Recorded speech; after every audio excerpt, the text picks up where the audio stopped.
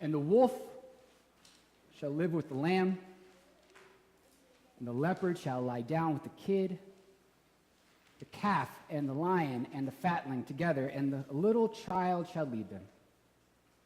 And they will not hurt or destroy on all of my holy mountain. We start Advent, our series on the pageant of the masters, with an old classic. We're beginning with the hits this season. This is a very well-known vision of the prophet Isaiah that speaks to the coming of the Messianic age, when the world, yea, the whole universe, all of creation will be made new again, or better yet, retrofitted back into Eden. And the prophet evokes a vision of the Messianic times when the Messiah will bring justice to the poor, fairness to the marginalized, and wisdom, so much wisdom, to each and every living creature, from the smallest of microbes to the largest animal. And Isaiah envisions a creation, a universe, a time when it is so filled with the divine presence that everything is transformed and made new. And Edward Hicks, that good and faithful Quaker, that 19th century folk artist, was so fascinated by this prophecy of Isaiah about a peaceful and a harmonious world where natural enemies live side by side in peace.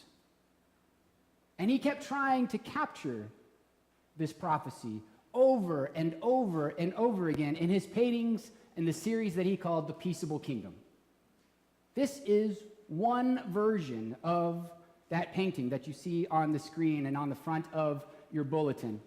But Edward Hicks painted more than 60 versions of this painting, of Isaiah's dream of a new heaven and a new earth. And each one bore out slightly different things and expressions as Hicks tried to show that the world could be free from division and brutal force and violent tendencies and aggressive deaths, and liberated from the claws and the fangs that threaten our peaceful coexistence with one another. And as his depictions of Isaiah's vision became more expressive, Hicks started linking Isaiah's vision in biblical scripture to the historic moments of his own lifetime. So you can see in the background of this version of the Peaceable Kingdom, Hicks representing a peace treaty that was signed by William Penn and other Quakers in Pennsylvania with the American Indians of that region.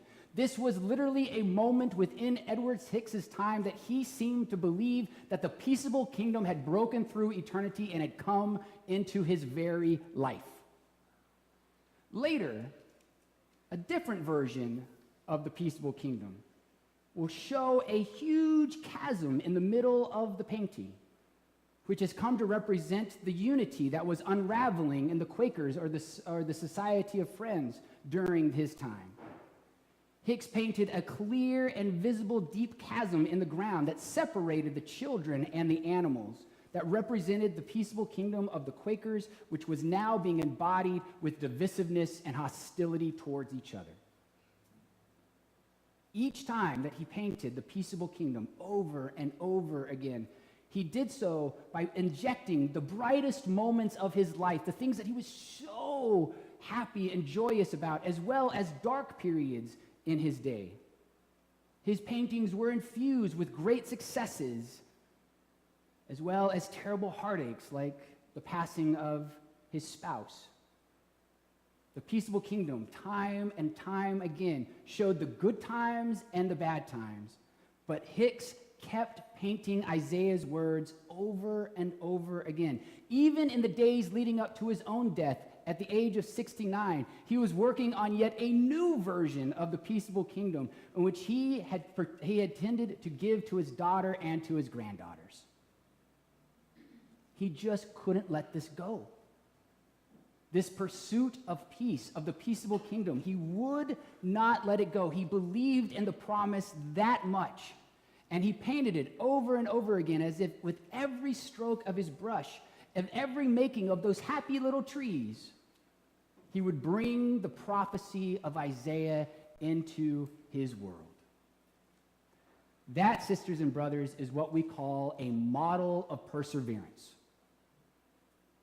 But is it realistic? Or is it just the dream of a spotless mind of an eternal optimist? Rabbi Dr. Ruth Belinsky Friedman of the National Synagogue in Washington, D.C., has written these words: Peace is more than simply the absence of war and conflict. Peace is the great shalom of God, a reordering and redefining of all that is. Peace is old hatreds giving way to new friendships.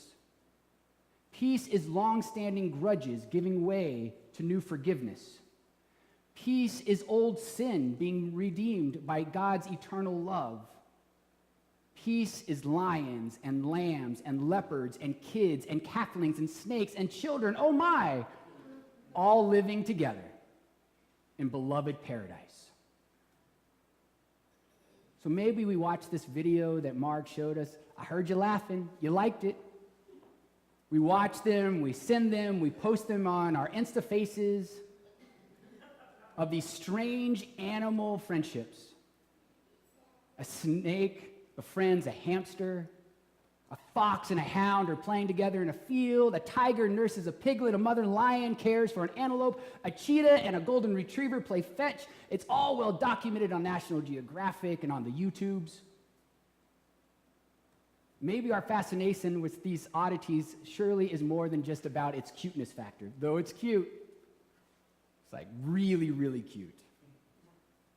But these stories of nature not behaving like nature come that the way that we expect nature to behave, in a way, signifies the peace I think that we all long for and we all hope for, and that it gives us real, tangible hope that these things can actually happen. If predator and prey can overcome millions of years of evolution and instinct, just perhaps then we humans too can overcome this tendency. If only Isaiah had inserted an elephant and a donkey into his prophecy, then we'd have real hope. Real hope.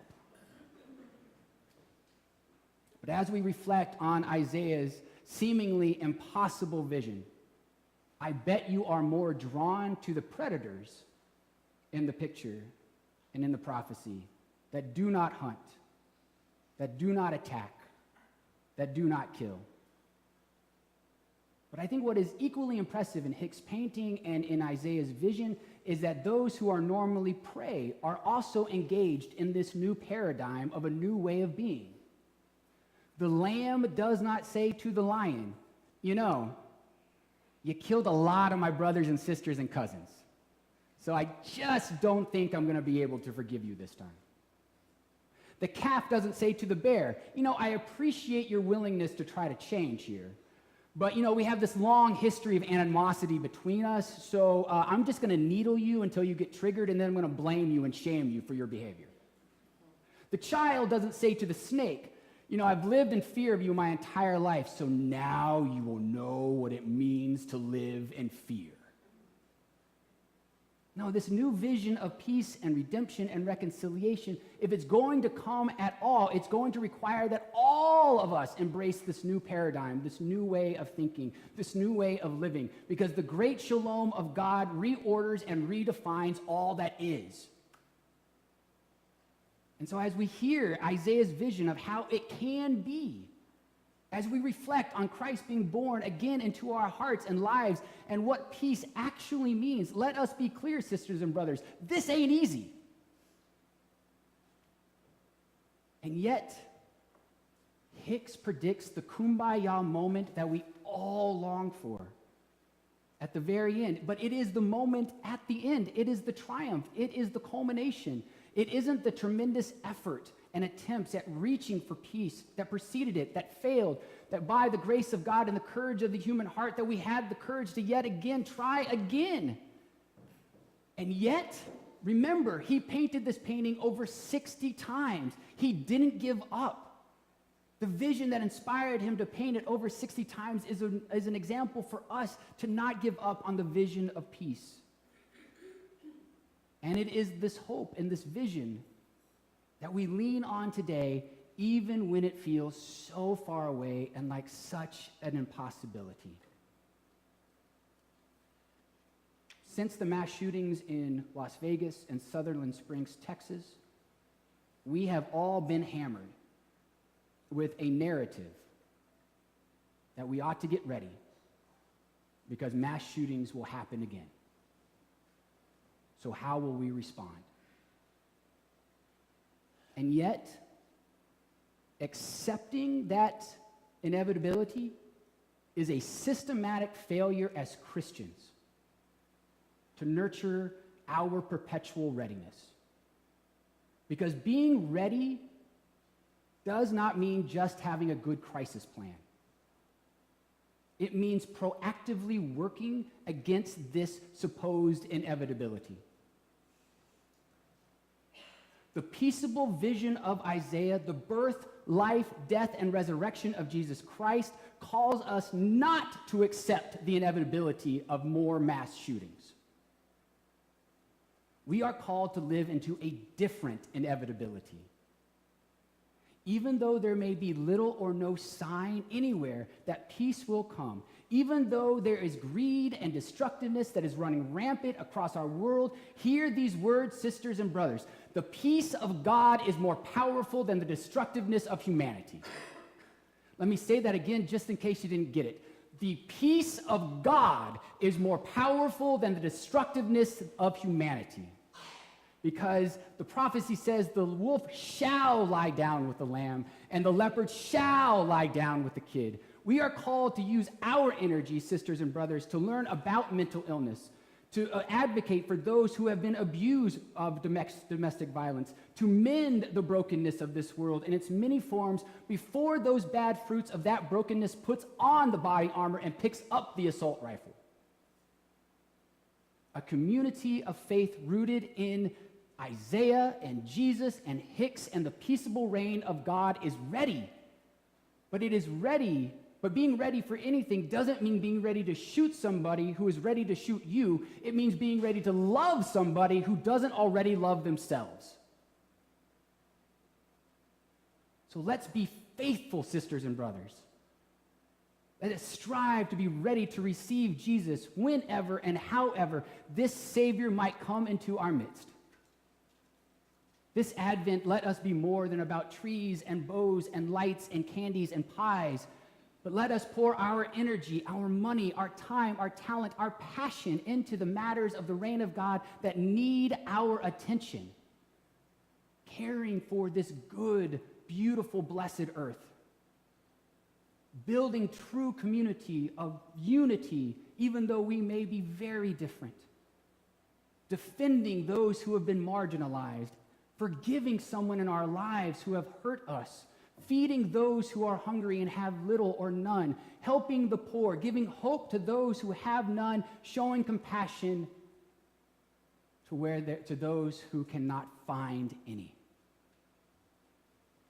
And let us do this so that when bad things happen and the world loses its cool and goes frantically searching for a fearful solution, we can say we have a better vision, a vision that says that the peace of God is more powerful than the destructiveness of humanity.